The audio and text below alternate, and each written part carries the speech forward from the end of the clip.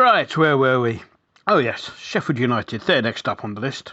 Kick-off at Bramall Lane on Sunday is 2 p.m. The match is being screened on Sky, without the need for you to shell out money or search for some kind of stream, all that having been scrapped, just after our Fulham match. For those of you who don't have Sky, you could always look at Eyes Up Mother Brown, which is a sort of last of the summer wine with football, apparently. It's available on something called YouTube. So, Sheffield United then. Well, having taken a few people by surprise in their first season back, since they threw away a 10-point safety cushion in return for £25 million all those years ago, they're finding things a little bit more tricky this time around. To paraphrase Oscar Wilde, it would require one to possess a heart of stone to see the current league table without laughing. For the record, they're in 20th spot, with but a solitary point from the 8 games played so far. That point, perhaps predictably, came against Fulham in a home 1-1 draw back in October. Other than that, it's been defeats all the way, with home reversals to Wolves 2-0, Leeds and Man City both 1-0, and away losses at Villa 1-0, Arsenal and Liverpool both 2-1, and of course Chelsea 4-1. They will of course point to a number of extenuating circumstances. Last season's top scorer, Lys Mousset, hasn't appeared this season due to a troublesome ankle, whilst influential midfielder John Fleck and defender Jack O'Connell have also been missing, the latter possibly missing all season. Last season's keeper Dean Henderson copped a look at all the mistakes made by De Gea last term and elected to return to Old Trafford to take his chances there, whilst midfielder John Lundstrom, a Scouser with England age group caps despite the Scandinavian-sounding surname, has already decided that he'd rather be elsewhere, and he's turned down a new deal to replace the one that expires at the end of the season. His good timing means at least he won't have to hear what is euphemistically referred to as a mixed reception when they read his name out before the match. They have at least moved into the transfer market to rectify the goalkeeping issue. Daisy, the socially distanced and bubbled personal assistant with a beautiful smile, informs me that they spent £18.5 million to bring back custodian Aaron Ramsdale from Bournemouth, with whom he was relegated last season. The thought of championship football outweighed the more pleasant environment and the fact that he picked up the Cherries Player of the Season award last term in his decision-making process.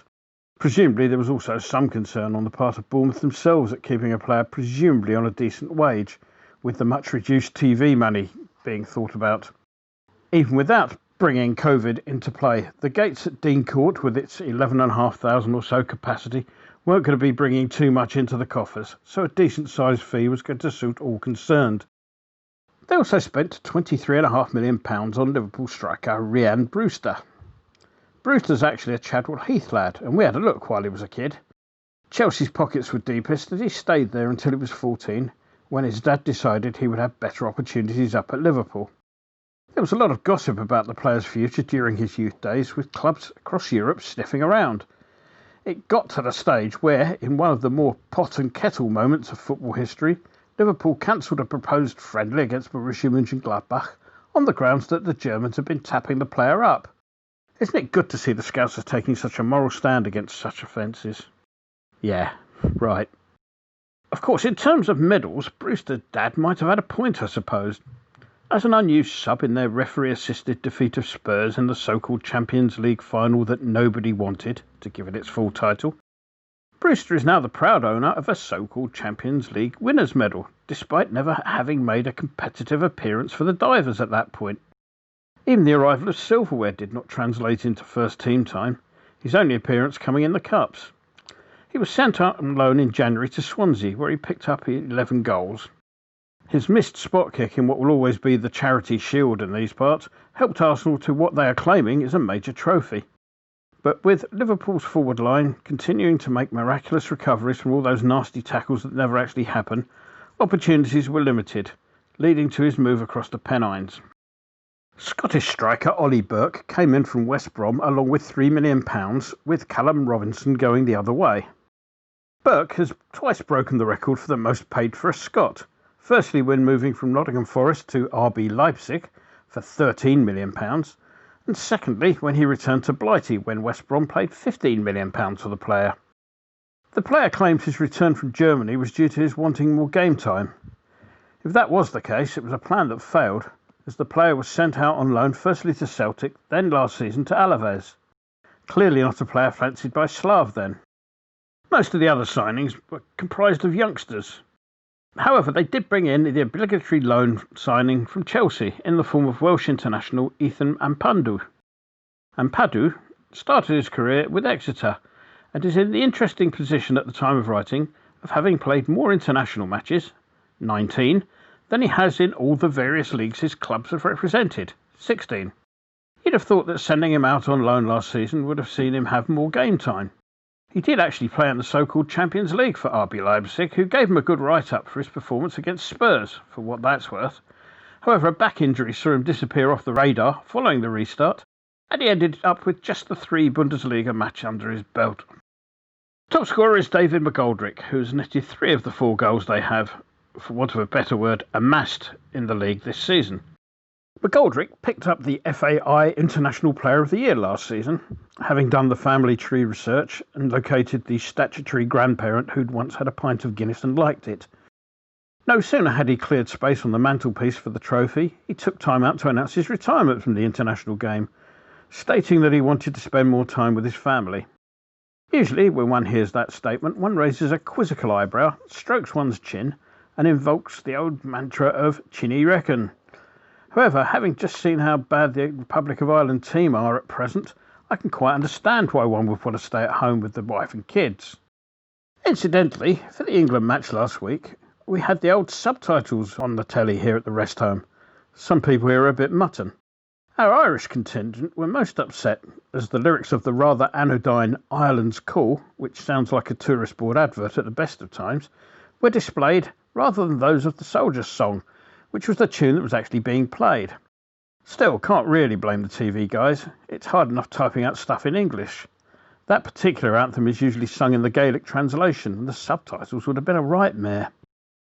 All of which brings us on to this week's look at the wild and wacky world of association football. The first points of Euro 2020 were awarded this week as England, Croatia and the Czech Republic were given 3 points each following the qualification of Scotland for Group D. Goal differences to be ironed out nearer the time. Elsewhere, in international football, England crashed out of the UEFA needless gap filler league type thing by losing to Belgium. Ashley, where's my phone, Cole, was quick to blame Declan Rice for Eric Dyer's nightmare at the back. Apparently the shocking ball from Dyer wasn't to blame for the first goal, it was Declan's failure to save Dyer's bacon that was the cause of all our problems. Meanwhile, the room temperature IQ, that is Jamie Carragher, took a full half hour before finally admitting Rice's challenge that led to the second goal had been a good one, and that the Dutch ref might have just made a howler, having spent the previous 20 minutes blaming Rice for making a perfectly good tackle. Meanwhile, the fact that we are no longer in the competition is no bad thing. I mean, the central defensive positions have become an issue with anyone who's any good being injured, as well as Gomez. In fact, Craig Dawson must have been wondering how Dyer got a game. I know I was. Still, at least we aren't Germany. In the end, Rice picked up his first goal for his country. Well played, young man. And better still, he picked up no injuries. Elsewhere, during pre-match interviews, Gareth Bale was quoted as saying, "It's nice to be in a place where I'm wanted." Though the follow-up line of, "Even if that does happen to be Tottenham," seems to have eluded the reporters present when he said it. Mo Salah tested positive for COVID-19. In fact, he tested negative, but VAR gave it to him anyway, despite there being no contact. Please note, numerous other variations of that one are available at your local social media site. Let's move on to us then, shall we? Fulham, if you can remember that far back, presented a different challenge to that which we'd been used to in the previous weeks, requiring us to bring the game to them rather than playing on the counter. The goal, when it finally came, had an element of controversy. Now, I know we've been on the receiving end of crap refereeing more than we've benefited from it, but Haller really should have been picked up for offside in that build-up. It was one of a number of errors throughout the game for a rookie official whose copy of the laws of the game seems to have been delivered without the page "on advantage" in there. Up the other end, I think the award of the penalty was probably fair enough. The hooking motion of the challenge was enough to bring the player down. I'm actually glad that the kick was awarded, as, had it not been given, we would never have seen what was the funniest penalty I think I've ever seen. If we are allowed back to matches by the time we have to visit Craven Cottage, I, for one, will be giving Please Don't Lookman's name an ironic cheer when it's read out. It was such a bad penalty that Fabianski actually had the time to stop his dive and go back and get the ball, which was floating towards goal with all the speed of an American election count. On the injury front, the big question is that of Antonio, obviously. Now, all the noises of the club are of the he's progressing well and he might make the bench on Sunday variety. It wouldn't be too much of a surprise to actually see him start, which is something that would arguably be preferable. It's obviously much easier to have a full warm-up in the hour or so before kick-off, whilst with the best will in the world, the sub is always going to be struggling to get the pace of a game coming on with just a spot of running up and down the side of the touchline behind him. Of course, maybe substitutes and Antonio might be warmer if they were to abandon this ludicrous thing of not being ready in full kit at all times. It's a particular bête noire of mine these days. Elsewhere, Ogbonna's groin strain appears not to have been quite as bad as it seems. Missing out on Italy's matches during the break will have helped there.